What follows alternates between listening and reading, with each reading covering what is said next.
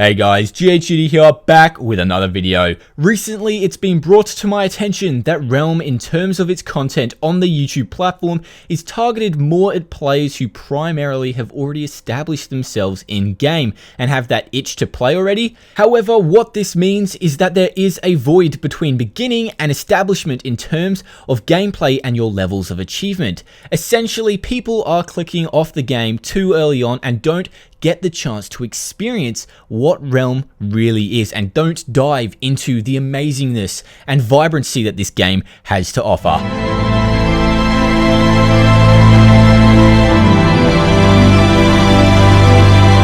If you remember back to when Markiplier played Realm for the first time and we all got super hyped for the increased amounts of players it would bring, the instant he logged on, he was bombarded with spam bots and all of this random crap that most of us don't even see. This is the kind of stuff that does deter people from playing. So I've decided to make a video with a few quick tips to get you on your feet in hopes that you stick around and become part of the Realm community that I've grown to love. So after you've created your account and made your name, one of the first things you should know about the game is that there is a large pay-to-win aspect to it. It's pretty evident, however, it is entirely possible to play without spending a cent. But in my honest opinion, the starter pack, which is only available for the week after your account's creation, is definitely a good one and only investment if you want to get yourself established and will see you through a lot of future gameplay.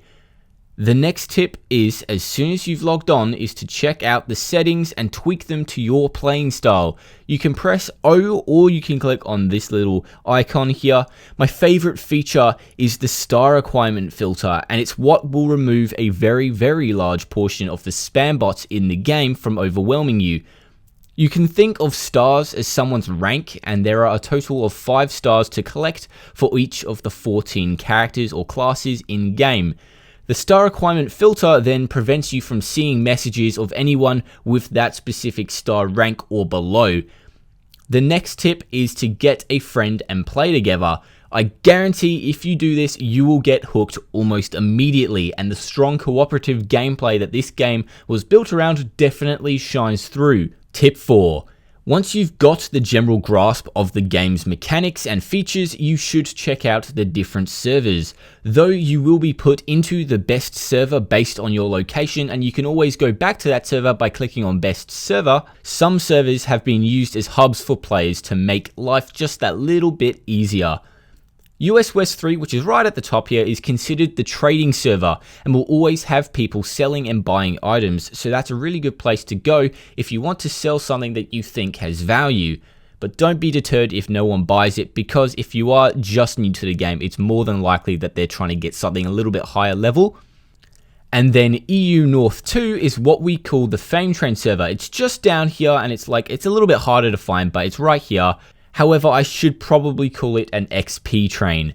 Essentially, at certain times of the day, mostly in the afternoon for me, as I am Australian, there are a large group of people running around the area of the map that contains the strongest enemies. And because you can leech of other people's XP, you can follow the crowd and level up super quickly, as you can see on the screen now, until you hit the maximum level of 20. Then beyond that, you will start earning the non-pay-to-win form of currency called fame, and then once your character dies, you'll get that added to your total amount of fame. What's also really neat is that you can also get percentage increases on your character's fame based on what you did when it was alive, so you can always boost the amount of money you get when you die, which is really nice. And it does mean that you're going to be less upset if you do die on a character, because it is a permadeath game. For my final tip, I will say be patient with the game and get to know what RotMG is. Essentially, RotMG is a website that allows you to check out your own characters, your own deaths, trade offers, and trade requests, messages, and also has a wiki for all of the items and content in Realm. It has tons of guides and helpful information that you should definitely check out. However, I would recommend checking out the section on pets, as that is also a very large aspect of the game now. If you want me to actually make a full pet guide, be sure to let me know and I will see what I can do. So I hope you guys enjoyed today's video. I know it won't apply to a lot of you, but I did want to get this kind of content out there, you know, and maybe you can show it to people who are having a hard time in the game, just crossing that threshold into establishment. I hope you guys are having an awesome day. Don't forget to like, comment, and subscribe, and I'll catch you guys in the next video.